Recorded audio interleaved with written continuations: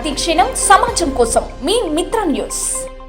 జడ్చర్ల నియోజకవర్గంలో అక్రమ వెంచర్లను ఉపేక్షించేది లేదని, అదేవిధంగా అక్రమాలకు సపోర్టు చేసిన అధికారులను వదిలిపెట్టేది లేదని జడ్చర్ల ఎమ్మెల్యే అనిరుద్ రెడ్డి అన్నారు. శనివారం జడ్చర్ల నియోజకవర్గంలోని బాలనగర్ మండల కేంద్రానికి అతి సమీపంలో ఉన్న ఒక వెంచర్లో ఇటు ప్రభుత్వ భూమి కబ్జాలు చేశారని, అక్రమంగా కట్టలు కట్టారని ఆయన ఆరోపించారు. కబ్జాకు గురైన వెంచర్లోనే పత్రికా సమావేశం నిర్వహించి మీడియా ముందు ఆయన వెంచర్కి సంబంధించిన వివరాలు బయటపెట్టారు. గత ప్రభుత్వ హయాంలో జడ్చర్ల చుట్టుపక్కల ప్రభుత్వ భూములు, శిఖం భూములు సైతం దొంగ రిజిస్ట్రేషన్లు చేసుకుని కబ్జాలు చేశారని ఆయన అన్నారు. ఎన్నికల కోడ్ అయిపోయిన వెంటనే జడ్చర్ల నియోజకవర్గం వ్యాప్తంగా కబ్జాలకు గురైన ప్రభుత్వ శిఖ భూములను వెంటనే స్వాధీనం చేసుకోవడానికి అన్ని రకాల చర్యలు తీసుకుంటామని ఆయన అన్నారు.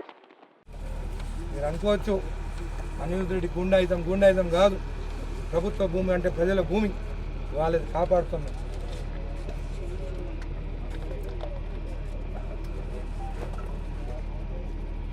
ఎలక్షన్ కోడ్ అయిపోని మీరు నాకు సహకరించండి, అందరం కలిసి ప్రతి గవర్నమెంట్ భూమి దగ్గర పోదాం, ఏం జరిగిందో చూద్దాం, ఏ బీఆర్ఎస్ నాయకుడు అమ్మిందో చూద్దాం, ఎవరి చేతిలో ఉందో చూద్దాం, కావాలంటే కోర్టుకు పోదాం, కానీ ఈ భూములు కాపాడదాం. దాంట్లో మీ అందరి సహకారం కూడా నాకు కావాలి. ఈరోజు ప్రెస్ మీట్ ఇక్కడ పెట్టిన బీఆర్ఎస్ వాళ్ళకి నిద్ర పట్టలే. నేను ఓన్లీ ప్రెస్ వాళ్ళని పిలుస్తాను, ఏమైనా కొట్లాట చేసినా, భూమిలో కడిలేసి కబ్జా చేసినా, మీకు నిజాలు చెప్పేదానికి నేను ఈరోజు వస్తే నా పైన పోలీస్ స్టేషన్లో కేసు పెట్టిన.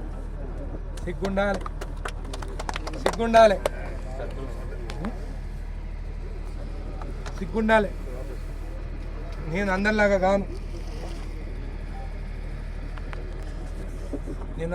కాను, ఇంకా చాలా కబ్జాలైనవి.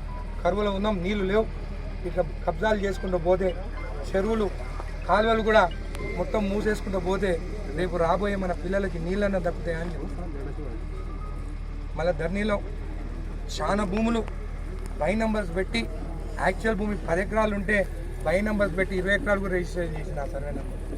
ఈరోజు చూస్తే జడ్చర్ల పోలీస్ స్టేషన్లో ఇవే పంచాయతీ రిజిస్ట్రేషన్ అయిందని ఒకడు వస్తాడు 10 ఎకరాలని, అసలు ఖాతాదారు వస్తాడు నాది 10 ఎకరాలని, చూస్తే అక్కడ 10 ఎకరాలు ఉంటుంది. మరి 20 ఎకరాల కోసము ఆ భూ కబ్జాదారుడు ఎవరైతే 10 ఎకరాలు బీఆర్ఎస్ కొంతమంది లీడర్ రిజిస్టర్ చేసుకున్నారు, ఆ పాపం ఆ రైతును బెదిరించి కబ్జాలు తీసుకునేవి కూడా కొన్ని. నేను ఒకటే అడుగుతున్నాను ప్రజల్ని, జడ్చర్ల ప్రజల్ని, మీరు ఆఫీసులకు పోతున్నారు, అక్కడ కొంతమంది దళాలు ఉన్నారు మధ్యలో, మీరు ఇచ్చుకునే పని జరగదు అక్కడ. నేను ఒకటి అడుగుతున్నాను, తీసుకునేవాడిని కన్నా ఇచ్చేవాడే పెద్ద నేరస్తుడు. దయచేసి ₹1 ఎవరికి ఇవ్వకండి. నిన్న క్రాప్ లోన్ ఉందని చెప్పేసి అక్కడ ఎంఆర్ఓ ఆపితే నా దగ్గరకు వస్తే 5 నిమిషాల లోపల రూపాయి లేకుండా ఆయనకు రిజిస్ట్రేషన్ చేయించాను. ఈరోజు మీకు అందరికి చెప్తున్నాను, ఎవరు కానీ రిజిస్ట్రేషన్ ఆపొద్దు, ఒకసారి బుక్ అయిందంటే అట్లా అని చెప్పేసి అసైన్ భూమి కూడా ఆన్లైన్ బుక్ అయిందని చెప్పి రిజిస్ట్రేషన్ చేస్తే నేను ఊరుకోను. పట్టా భూములు స్లాట్ బుక్ అయితే మాత్రం కంపల్సరీ రిజిస్ట్రేషన్ చేయాలి అదే టైంకి. అది ఆపితే మాత్రము దేనికైనా కానీ నాకు ఫోన్ చేయాల్సిందిగా నేను చెప్తున్నాను. నా ఆఫీసర్ రామకృష్ణ అనేటువంటి ఉన్నాడు, అక్కడ పోతే ఆయన దగ్గర ఉండి మీకు ఎంఆర్ ఆఫీస్ తీసుకొని రూపాయి ఖర్చు లేకుండా రిజిస్ట్రేషన్ అంతం చేయాల్సిన సమయం వచ్చింది. మనం కలిసి అంతం చేస్తామని చెప్తున్నాం. ఇంకా అడగొచ్చు, ఇసుక జరుగుతుంది, మద్యం దుకాణాలు ఉన్నాయి, ఈ 2 చెప్పేస్తే అయిపోతుంది. మద్యం దుకాణాలు ఉన్నాయి, ఏం చేయాలి నా కర్మ. పాపం SICI పట్టుకుంటే పోతుంటే వాళ్ళ పోలీస్ స్టేషన్ నుంచి స్టార్ట్ కాగానే ఎవరో మహానుభావులు అక్కడి నుండే ఫోన్ చేసి ఆ గ్రామాల్లో ఇసుక పడితే వస్తున్నారు, CI వస్తున్నాడు, వెంటనే ఇసుక బండ్లు తీసి మీ ఊరికి మద్యం అమ్ముతుంటూ పట్టుకునే దానికి వస్తున్నారు, తీసేయండి అని చెప్తున్నాను. మిమ్మల్ని ఒకటి అడుగుతున్నాను, 7 బాటిల్ కన్నా ఎక్కుంటేనే కేసు అవుతుంది. చాలా ఇంటెలిజెంట్ అయిపోయినారు, 6 బాటిల్లే పెట్టుకుంటున్నారు, 6 అయిపోతే మళ్ళీ 6 తెచ్చుకుంటున్నారు. నేను ఏం చేయాలి చెప్పండి. సరే అనిరుద్ రెడ్డి పడికి మెసేజ్ ఇస్తే 10,000 ఇస్తామని చెప్పినాం. నాకు ఇద్దరే మెసేజ్ చేసింది, నేను ఎమ్మెల్యే అయినా, ఎవరు మెసేజే చేస్తలేరు. మళ్ళీ నాకు ఇన్ఫర్మేషన్ వస్తేనే కదా, చెప్తేనే కదా పట్టిస్తాను. కానీ పోలీసు వాళ్ళు పోయే ముందే కొంతమంది ఇన్ఫర్మేషన్ ఇస్తుంది కాబట్టి అది అయింది. ఎలక్షన్ కోడ్ కానీ దాని తర్వాత ఎస్పీ గారితో మాట్లాడి అందరిని పిలిపించి మాట్లాడి అది ఏం చేయాలో అప్పుడు చేస్తామని చెప్పి కూడా మీకు తెలియజేస్తాను.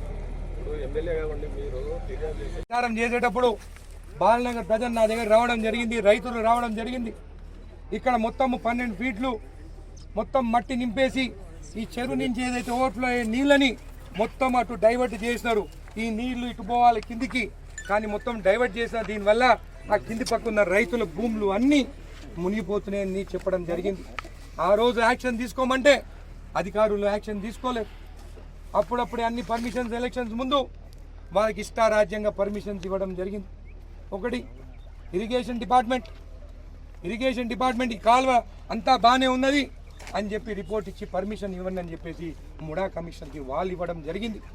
దాని తర్వాత రెవెన్యూ డిపార్ట్మెంట్, ఇది అసైన్డ్ భూమి, ఈ భూమిలో వైకుంఠధామం కట్టిండు. దానికి శంకుస్థాపన కూడా అప్పుడున్న మాజీ ఎమ్మెల్యే లక్ష్మారెడ్డి శంకుస్థాపన చేసిండు. వైకుంఠధామం కూడా కట్టినారు. మీ ప్రింట్ మీడియాలో కూడా ఇది రావడం జరిగింది. మీరు చూస్తే 2009లో ఇది గూగుల్ మ్యాప్, దీంట్లో క్లియర్గా ఉన్నది నీళ్ళు ఎక్కడి నుంచి పోతుంది అనేది. ఇది 2019. దాని తర్వాత 2021లో ఇది చూస్తున్నారా పెద్ద చెరువు, ఈ చెరువు నుంచి నీళ్లు ఇక్కడి నుంచి పోతుంది అన్నట్టు క్లియర్గా మ్యాపింగ్ ఉంది. దాని తర్వాత 2022లో చూడండి వైకుంఠధామం కూడా ఇక్కడ కట్టినట్టు క్లియర్గా గూగుల్ ఎర్త్ మ్యాప్లో మీకు క్లియర్గా కనిపిస్తుంది. 2022లో అప్పుడే జరిగింది. ఇక్కడ మొత్తము మీరు చూస్తే చెరువు కింద ఇదంతా మట్టి నింపేసి ఈ కాలువని ఇట్లా స్ట్రైట్గా పోయేదాన్ని మొత్తము ఇటు పక్కకి డైవర్ట్ చేసి ఇదే ఈ కట్ట వేసి మొత్తము డైవర్ట్ అటు పక్క చేయడం జరిగింది. నేను ఎమ్మెల్యే అయిన తర్వాత కంప్లైంట్ ఇవ్వడం జరిగింది. అయినా కానీ కూడా దానిపైన పట్టించుకోకుండా ఈరోజు దీనికి పర్మిషన్ చేయాలని చూస్తున్నారు. మీరు చూస్తే దాని తర్వాత ఏడీ మైన్స్ నేనే ఇక్కడికి పిలిపించినాను. ఏడీ మైన్స్ ఇక్కడ రావడం జరిగింది. ఏడీ మైన్స్ వచ్చిన తర్వాత ఆయన దీంట్లో నిజంగానే మట్టి వేసినారు. 12 ఎకరాల వరకు మొత్తం 12 ఫీట్లు నింపినారని చెప్పేసి దాదాపు 5,12,00,000 రూపాయలు దీనిపైన సీనరేజ్ ఫీజు కట్టలేదని చెప్పేసి వాళ్ళకి నోటీస్ ఇవ్వడం జరిగింది. మహానుభావుడు ఆ ఏడీ మైన్స్ ఆయన జనగాంకి ట్రాన్స్ఫర్ అయ్యే 2వ రోజు ముందు ఆయన ఏమని ఆర్డర్ ఇచ్చిండంటే ఇక్కడ మట్టి అంట ఇదే భూమిలనంట తవ్వి 18 ఎకరాలకి ఈ 12 ఎకరాలకి ఇక్కడనే తవ్వి 12 ఫీట్ల మట్టి వేసిందంట. ఏంది ఇది? 6 కోట్ల రూపాయలు ప్రభుత్వానికి రావాల్సిన మనీ ఆయనే నోటీస్ ఇస్తాడు, ఆయనే మెన్షన్ చేసినాడు.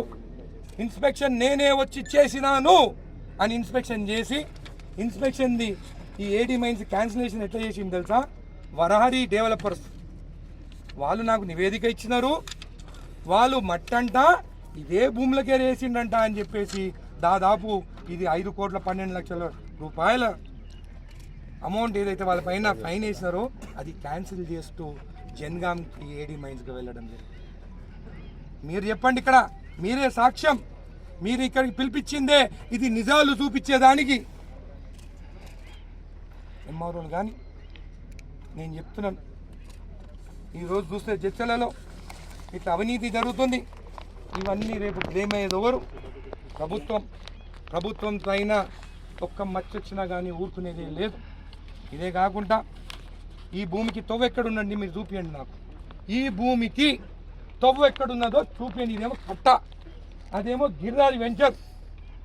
మళ్ళా ముడా కమిషనరు దీన్ని ఎట్లా రికమెండ్ చేసిందని అడుగుతున్నాను నేను. ఏమి జరుగుతుంది చర్చలలో? దళారులను పెట్టుకొని పాపం నిన్న ఒక ఆయన రిజిస్ట్రేషన్ కోసం ఎంఆర్ ఆఫీస్ చర్చలకు పోతే నీ పైన క్రాప్ లోన్ ఉంది రిజిస్ట్రేషన్ చేయను అని అన్నాడు. నాకు తెలంగాణ అడిషనల్ కలెక్టర్ గారికి ఫోన్ చేసినాను. క్రాప్ లోన్కి రిజిస్ట్రేషన్కి ఏమన్నా లింక్ ఉందా? ఆయన కూతురికి రిజిస్ట్రేషన్ చేస్తున్నంటే ఇమీడియట్ అడిషనల్ కలెక్టర్ గారు చెప్పగానే రిజిస్ట్రేషన్ అయింది. మధ్యలో దళాలను పెట్టారు. ఇదే కాకుండా భూదాన్ భూములు రిజిస్ట్రేషన్ చేయొచ్చా? చేయొద్దు. 2018 మహానుభావుడు జడ్చల్ల ఎంఆర్ఓ పాత ఎంఆర్ఓ ఇక్కడ చేసిన ఘనత. అన్ని అసైన్డ్ భూములు కొల్లపల్లిలో 1000 ఎకరాలు గవర్నమెంట్ భూమి ఉండాలి, భూదాన్ భూమి ఉండాలి, దాని తర్వాత అసైన్డ్ భూములు ఉండాలి. సగం రిజిస్ట్రేషన్ చేసేసి దీని బాధ్యత తీసుకుంటాం. మళ్ళీ ఇదే కాకుండా ఇది భూదాన్ భూము సర్వే నెంబర్ ఒకటి చెప్తాను. సర్వే నెంబర్ 389 కొత్త ఎంఆర్ఓ డేట్ 8/1/2024 భూదాన్ భూమిని రిజిస్ట్రేషన్ చేసి దీని బాధ్యత తీసుకుంటాం. జడ్చర్ల నియోజకవర్గంలో పాత ఎమ్మెల్యే ఆయనకి వాళ్ళకి ఏం లావాదేవీలు ఉన్నాయో